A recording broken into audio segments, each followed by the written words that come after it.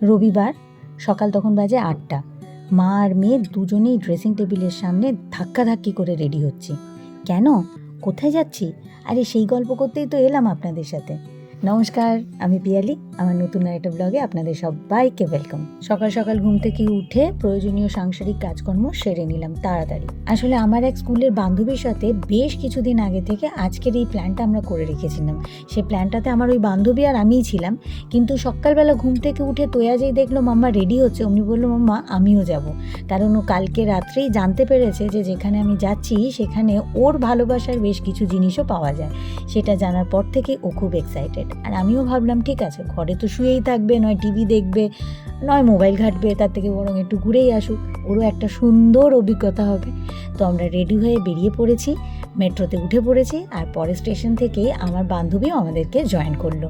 ওর নাম হচ্ছে মৌমিতা। আর এখানে তোয়া প্রচণ্ড দুষ্টুমি করছে, আমাকে কিছুতেই ভিডিও করতে দিচ্ছিল না। এই জায়গাটি কি পরিচিত লাগছে কারোর? কলকাতাবাসীরা তো নিশ্চয়ই চিনতে পারবেন। ঘোড়ার পিঠে গোটা ভারতবাসীর গর্ব নেতাজি সুভাষচন্দ্র বোস। শ্যামবাজার 5 মাথার মোড় এটা। সকালবেলা একদম কিচ্ছু না খেয়ে বেরিয়েছি, তাই একটু ডাবের জল খেয়ে গলাটা ভেজালাম। অবশেষে আমরা এসে পৌঁছলাম আমাদের গন্তব্যস্থল গালিফ স্ট্রিট। এটি কলকাতা তথা ভারতবর্ষের একটি বৃহত্তর হাট। এখানে পশু, পাখি, গাছ, মাছ সমস্ত কিছু অধিক পরিমাণে কেনাবেচা হয়। শুধু কলকাতা বা তার পার্শ্ববর্তী এলাকা নয়, বহু দূর দূরান্ত থেকে বহু পশুপ্রেমী, গাছপ্রেমীরা ছুটে আসে এখান থেকে গাছ, পশু, পাখি কেনার জন্য। আমি আর মৌমিতাও তাদের মধ্যেই একজন। আর তোয়া এসেছে ওখানে কি কি পেটস পাওয়া যায় সেগুলো দেখার জন্য। তাদেরকে ধরে একটু আদর করবে, তাদের সাথে কিছুটা সময় কাটাবে।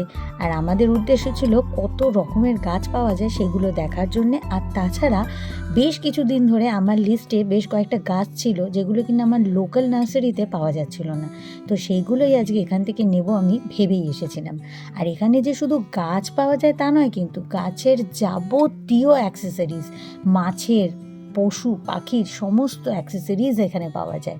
আমি যদিও আগে গালিফ স্ট্রিটে বেশ কয়েকবার দেবের সাথে এসেছি, তবে মৌমিতার এটা প্রথমবার। এই ডালের বড়াগুলো খেতে তোয়া ভীষণ ভালোবাসে, আমারও বেশ ভালোই লাগে। তাই একটু বেশি করেই কিনে আমরা 3 জন মিলে শেয়ার করে এই ডালের বড়া খেলাম। 2 বান্ধবীর গাছ পর্ব শেষ হওয়ার পরে তোয়া সুযোগ পেয়েছে এই পুচকে ছানাগুলোকে আদর করার। তবে একটু অভিমানও হয়েছে, তার ইচ্ছে ছিল একটা ছানাকে বাড়ি নিয়ে যাবে, কিন্তু আমি যে কিনে দিইনি তাই তার একটু গুসা হয়েছিল। ওদিকে ঘুরতে ঘুরতে অনেকটাই বেলা হয়ে গিয়েছে, এবার বাড়ি যাওয়ার পালা। এই গোলাপটা মৌমিতা কিনেছিল, আমিও কিন্তু বেশ কয়েকটা গাছ কিনেছি।